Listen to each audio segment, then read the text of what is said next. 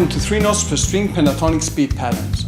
In this crash course, I'm going to help you increase your speed and improve your overall guitar technique using patterns built on 3 notes per string pentatonic fingerings. These patterns sound great, and we'll discuss how to inject them directly into your soloing. But this will not be our only goal. The main benefit from this course will be the universal skills that you will gain, which will make you a faster and more accurate guitar player. We'll be going deep into technical issues, adding more and more skills gradually in every lesson. With every new pattern you learn, you'll also be able to go back to the previous ones and improve your speed using your new knowledge. We're going to be working with A minor in the most common 3 notes per string pentatonic fingering, which is in the 5th position. Later, we're going to talk about how to apply all this to all positions and all keys. This pattern is made of 6 notes and built on a single string fragment. This means that every repetition of the pattern is completed on one string. Let's start with string fragment 1. That's SF1 on the top string of this diagram. Follow the tab or the notation and play this with me.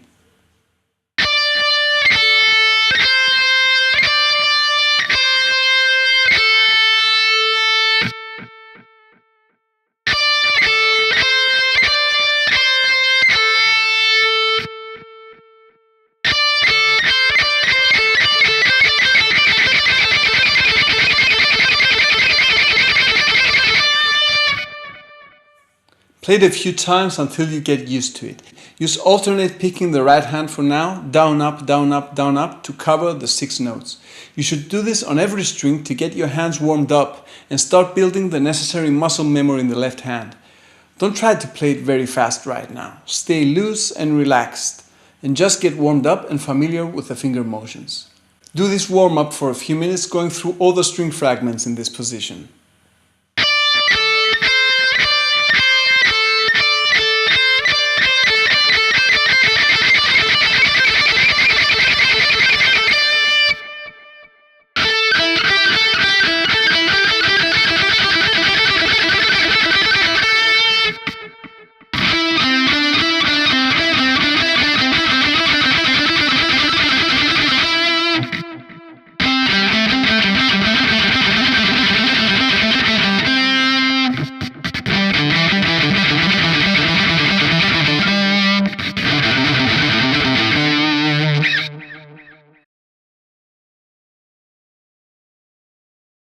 When you practice, and especially when you practice for speed, you need to have a solid strategy, a process, an effective practice routine.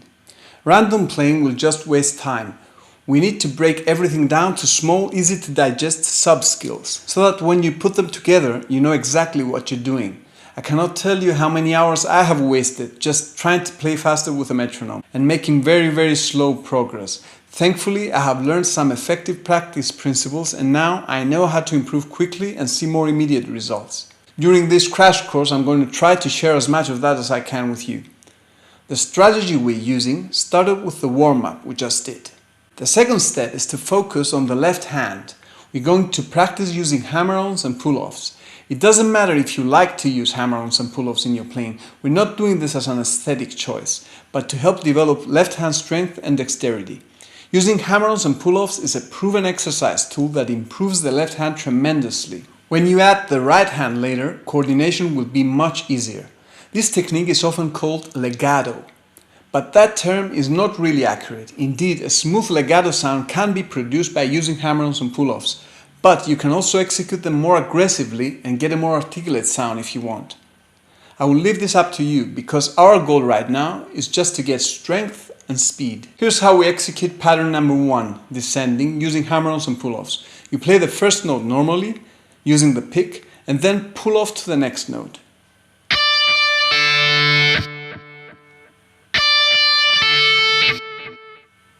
Then you add 2 hammer-ons, and then 2 pull-offs.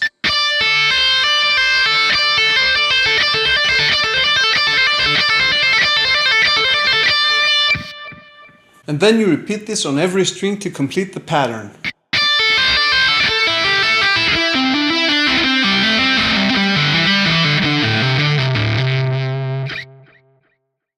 Once you get the hang of the whole phrase, it's very important that you do this with a steady rhythm, because timing is where the left hand needs the most work.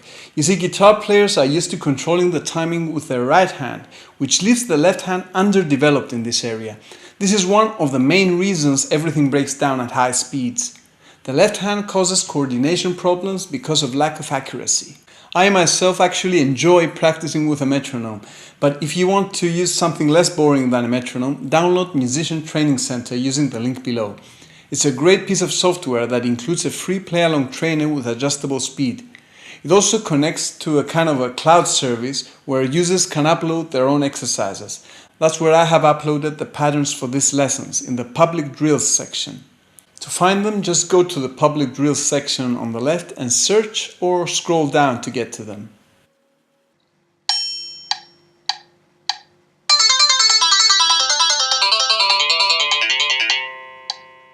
Now don't expect to reach full speed yet. Just try to get used to doing this, and in the following lessons I will be giving you more tips to increase speed and accuracy. At this stage, it's extremely important that you do it very slow a few times to establish accuracy before you can gain speed. This is a great workout. Because of the stretch, you're gonna feel it even at slow speeds. It's even more challenging because the pattern requires that you play 6 notes with just one pick stroke. Don't worry too much if your hammer-ons and pull-offs don't sound great in the beginning. The sound will improve as you get stronger, but the exercise is already benefiting you even when it still sounds bad. To achieve good coordination between the two hands, a very effective practice approach is to work on both separately, so that you can focus on and solidify timing and accuracy in each of them. In this first lesson, we had to concentrate more on the left hand in order to build a foundation for speed. We will look into some very interesting things concerning the right hand in the following lessons, and then you'll be able to come back to this pattern and apply what you learned to gain more speed. For now, just use strict alternate picking, playing through the 6 strings, just as you would if you played the pattern.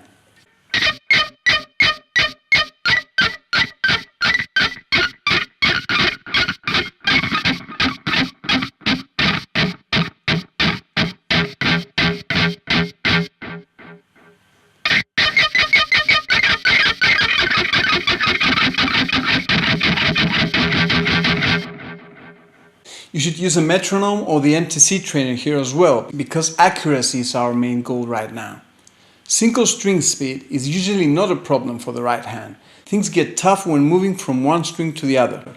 So as you increase your speed, you will probably start to have problems with string switching. But don't worry about that, because we will address it in the following lessons. There are some cool tricks to help you improve coordination. One of them is called chunking, and there are 2 flavors of it, rhythmic chunking and mechanical chunking. But we can't cover everything in lesson 1, so for now I will just give you the following chunking tip. Emphasize the first note of each repetition of the pattern. Hit it a little harder on both hands.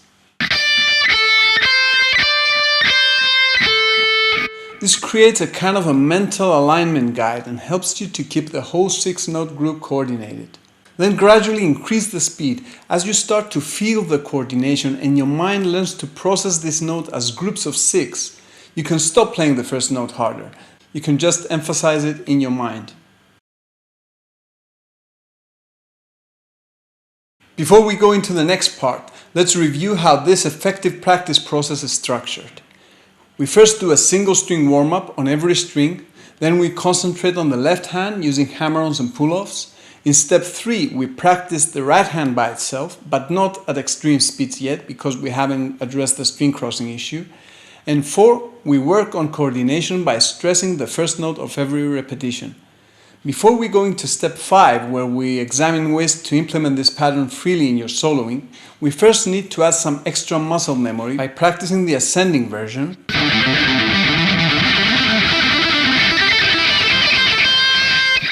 and then mixing it up and switching directions randomly.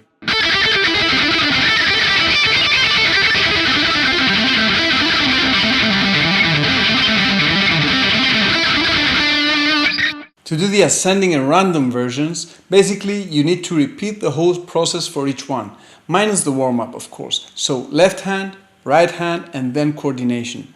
For the random version, you obviously cannot use the MTC play-along trainer, but what you can do is to use a comfortable backing track, even if that means that you will not be going full speed, because the random version is really not a mechanical challenge, but a mental one. The mechanics are really covered by playing the ascending and the descending version.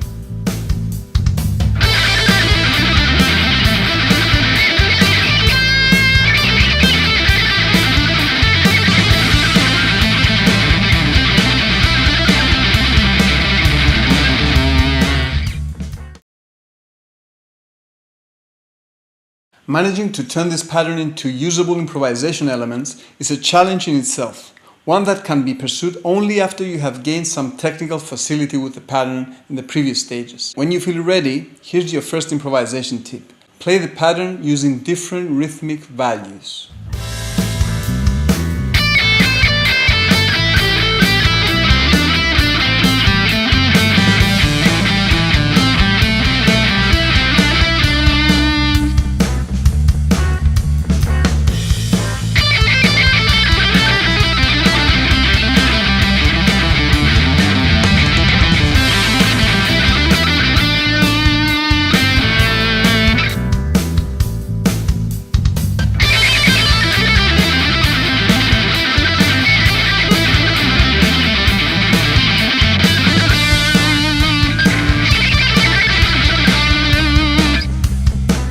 If you have never worked on rhythmic values before, this may seem hard in the beginning. Do what you can for now, and we'll talk more about this subject when we get into rhythmic chunking. I will give you more improvisation tips in the following lessons, but for now I think you have plenty of material to work on. Work on this lesson's practice ideas, and to help you remember everything, I have posted outlines and supplemental material that you'll find on the lesson page, along with some backing tracks in A minor. Have fun with this, and I will see you in lesson 2.